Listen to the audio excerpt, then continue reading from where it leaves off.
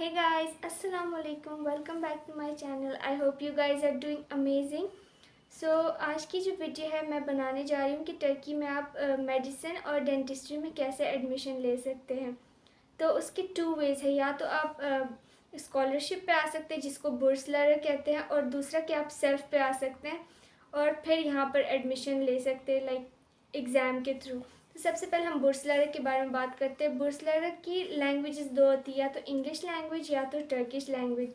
English language के लिए आपको टोफल का देना ज़रूरी होता है, और टर्किश और इंग्लिश दोनों लैंग्वेजेस के लिए आपको योस का ज़रूरी नहीं होता है। योस एग्ज़ाम बेसिकली यहाँ पर एक एग्ज़ाम है जिसके बारे में अभी मैं बात करूँगी आगे। यबानजी औरेंजी सनाब यानी कि फ़ॉरेन स्टूडेंट का एग्ज़ाम होता है, ठीक है। तो बुर्सलर के लिए आपको योस एग्ज़ाम का देना लाजमी नहीं है। और मैं आपको ये बता दूं कि बुर्सलर पे मेडिसिन और डेंटिस्ट्री में एडमिशन मिलना बहुत ही ज़्यादा मुश्किल है। लाइक आप उसके 95% चांसेस है कि आपको नहीं मिलता, और उसके लिए आपको एफएससी और मैट्रिक में भी 90+ परसेंटेज में मार्क्स की ज़रूरत होती है, तभी आपको एडमिशन मिल सकता है, अदरवाइज़ नहीं। उसके बाद हम बात करते हैं योस की। लाइक आप लोग जब वीज़ा लगा के टर्की आ जाते हैं, वीज़ा के बारे में मैं आपको इंशाल्लाह नेक्स्ट वीडियो में बताऊंगी। सबसे पहले मैं आपको योस एग्ज़ाम को बताती हूँ। अगर आप वीज़ा लगा के टर्की आ जाते हैं, उसके बाद आपको योस एग्ज़ाम की प्रिपरेशन करनी होती है।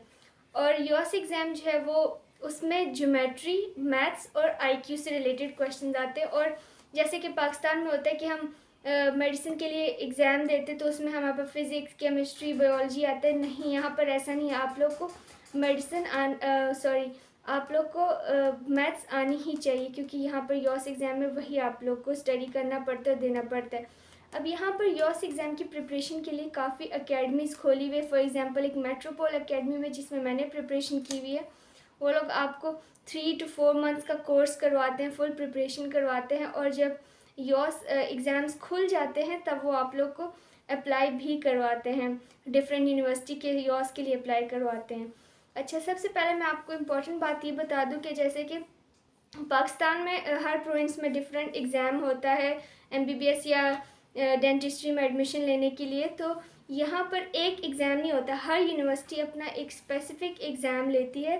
लाइक हर यूनिवर्सिटी अपना योस एग्ज़ाम ही लेती है। तो आप लोग को ये अच्छी एक प्लस पॉइंट है कि आप लोग को किसी न किसी यूनिवर्सिटी में टर्की में एडमिशन मिल ही जाता है। कोई ना कोई यूनिवर्सिटी आपको एक्सेप्ट कर ही लेती है।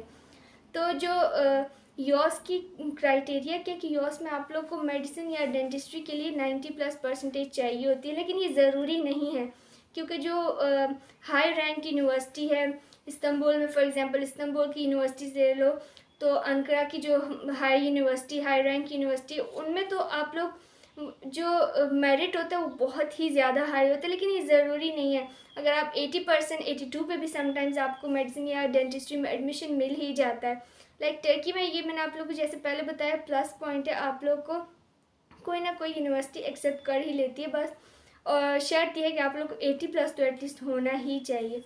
और दूसरी बात ये कि योस एग्ज़ाम पे जो एडमिशन मिलता है मेडिसिन और डेंटिस्ट्री में, उसके लिए आप लोग की एफएससी की मार्क्स मतलब इतने ज़्यादा इंपॉर्टेंट नहीं है, लाइक 60% इज़ इनफ।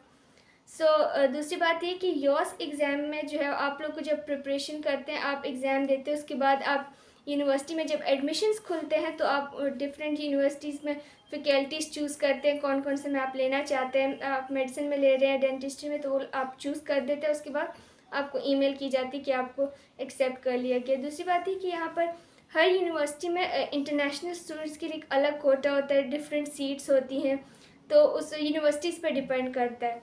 अब बात करते हैं हम फ़ी स्ट्रक्चर की। तो फ़ी स्ट्रक्चर हर यूनिवर्सिटी की डिफरेंट है। आजकल जो सबसे ज़्यादा मिनिमम फ़ी स्ट्रक्चर है वो हमारी यूनिवर्सिटी का यानी कि दिजले यूनिवर्सिटी का है। दिजले यूनिवर्सिटी का मैं पे कर रही हूँ 30,000 टर्किश लिरा, जो कि ऐसे कुछ 3,50,000 डिपेंड करता है लिरा के रेट पे। तो और ये सबसे ज़्यादा मिनिमम। बाकी यूनिवर्सिटीज़ ने काफ़ी उनकी ज़्यादा फ़ी है, कुछ अफोर्डेबल है, मतलब अफोर्डेबल में ही है, लाइक 10 लाख के अंदर के रेंज में ही है। और दूसरी बात है कि अभी हमारी यूनिवर्सिटी दिजले यूनिवर्सिटी ने भी 30,000 से 50,000 लिरा फ़ी कर दी है, लाइक काफ़ी बढ़ चुकी है फ़ी। तो ये तो मुझे लगता है हर ईयर बढ़ती ही जाएंगी, आई डोंट नो। बट ये कि पिछले साल मेरे से आने से पहले दिजला यूनिवर्सिटी में मेडिसिन की फ़ी थी 6000 लिरा, और अब मेरी टाइम पे 30,000 लिरा हो गई, और अब इस ईयर जब दोबारा फ़ी स्ट्रक्चर चेंज हो गया तो 50,000 हो गई, और 30,000 आई गेस डेंटिस्ट्री की हो गई है।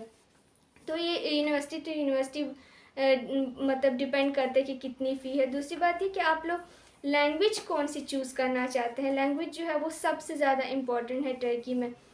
आप सोच के आते हैं कि हाँ मैंने इंग्लिश में पढ़ना है, मैं इंग्लिश में ही पढ़ूँगी, तो ऐसा कुछ नहीं सोचना है, क्योंकि यहाँ पर इंग्लिश में मिलना तो आप लोग 5% चांस है, और वो भी इंग्लिश लैंग्वेज में जो पढ़ाते हैं। कुछ यूनिवर्सिटीज़ ऐसी होती है जो 30% इंग्लिश में पढ़ाती हैं, कुछ होती है जो 50% इंग्लिश में पढ़ाती है। जो 30% इंग्लिश में पढ़ाती है उसको तो आप लोग टर्किश के ही कैटेगरी में डाल दें, क्योंकि वहाँ पर टीचर्स टर्किश में बोलते हैं, स्टूडेंट्स भी, वो तकरीबन ज़रूरी होता है टर्किश लैंग्वेज उसके लिए सीखना।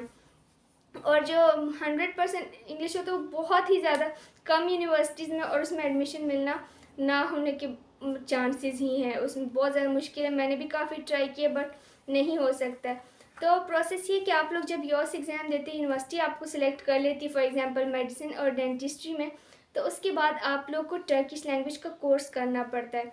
अब टर्किश लैंग्वेज के कोर्स में C2 तक लेवल्स होते हैं, लेकिन अगर आप मेडिसिन में बैठना चाहते हैं आप लोग को B2 का सर्टिफिकेट तो चाहिए ही। B2 का सर्टिफिकेट लाजमी, अगर वो आप ले लेते हो तो आप मेडिसिन की क्लास में बैठ जाते हो, लेकिन आखिरी जो लास्ट ईयर होता है मेडिसिन का उसमें आप लोग को C2 का एग्ज़ाम देना पड़ता है। C2 का सर्टिफिकेट तब आप सबमिट करवा सकते हैं। सो लैंग्वेज यहाँ पर बहुत इंपॉर्टेंट है। टोटली टर्किश में पढ़ाते हैं, बुक्स टर्किश में होती है। टीचर्स को ज़्यादातर इंग्लिश आती ही नहीं है, यहाँ पर प्रोफेसर ज़्यादातर टर्किश ही बोलते हैं। तो आप लोग इंग्लिश में अगर लेना चाहते हैं तो काफ़ी मुश्किल है, चांस नहीं है। और क्योंकि मैं भी इंग्लिश में पढ़ना चाहती थी ऑफ कोर्स, बट जो है वो मैंने भी ऑफ कोर्स मैं टर्किश में पढ़ रही हूँ, और मैंने टर्किश एग्ज़ाम दिया है, B2 का सर्टिफिकेट है मेरे पास, तो वो आप लोग के लिए लाजमी ही है। सो गाइज़, मैं आप लोग को ये भी बता दूं कि जो यूनिवर्सिटीज़ इंग्लिश में मेडिसिन या डेंटिस्ट्री पढ़ाती है तो वो या तो टोफल एग्ज़ाम एक्सेप्ट करती है या तो आइल्स, और वो यूनिवर्सिटी पे डिपेंड करता है कि कौन सा एक्सेप्ट करती है। तो वो भी आप लोग उसके बारे में मैं आपको बता दूं। दूसरी बात ये कि फॉर एग्ज़ाम्पल उलूदा यूनिवर्सिटी है, उसमें 30% इंग्लिश पे पढ़ाते हैं। तो मैंने जैसे कि आप लोग को बताया कि वो टोटली टर्किश की कैटेगरी में ही आते हैं, उसके लिए भी आपको टर्किश लैंग्वेज का कोर्स करना ही पड़ता है।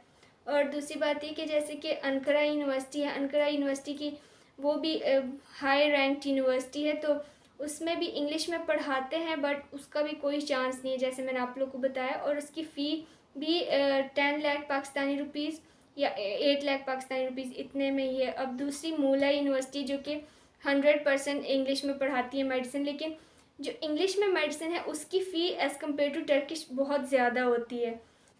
सो गाइस, दूसरी बात ये आ जाती है कि आप लोग कहेंगे कि अप्लाई कैसे किया जाता है, तो वो हर यूनिवर्सिटी के वेबसाइट पे सब डिटेल्स दी होती कि कैसे अप्लाई करना है, या फ़ी स्ट्रक्चर या उनके फैकल्टीज़ है, सब के बारे में डिटेल्स दी होती। तो आप कोई भी यूनिवर्सिटी में अगर आप लोग एडमिशन लेना चाहते हैं या उसके इंटरेस्टेड है तो आप उनकी वेबसाइट पे जाके चेक कर सकते हैं।